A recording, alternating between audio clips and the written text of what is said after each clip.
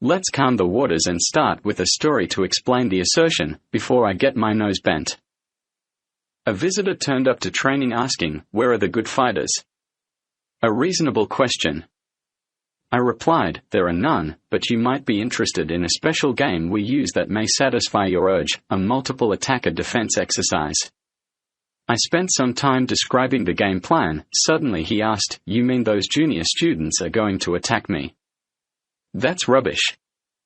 I will eat them alive. Then I asked, "Why is that?" I am special forces, this stuff is nothing compared to what we do, what would these kids know about real crap? He went on stating his case.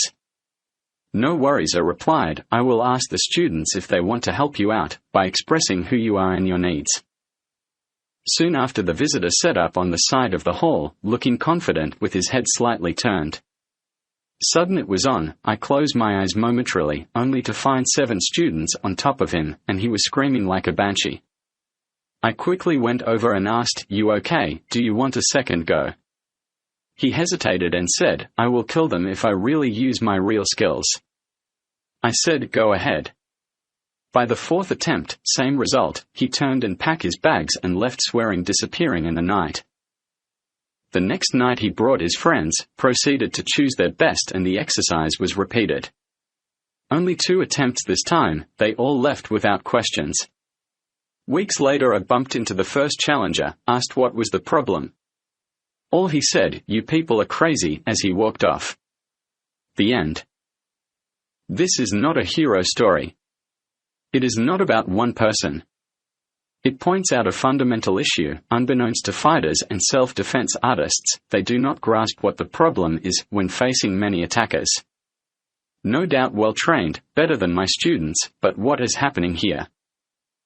My sense is that well-trained professional fighters think they have an upper hand, and why not? They are told and shown their stuff is the best. But to walk into a multiple attack situation with this biased attitude may not be a wise decision.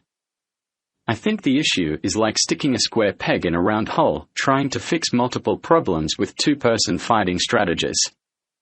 Multiple attacks can be sheer chaos, things coming in from all directions, and the number of attackers could double in seconds.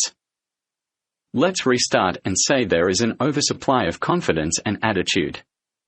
It is in the DNA of fighters to impose their beliefs on others, driving home their expertise and technical excellence.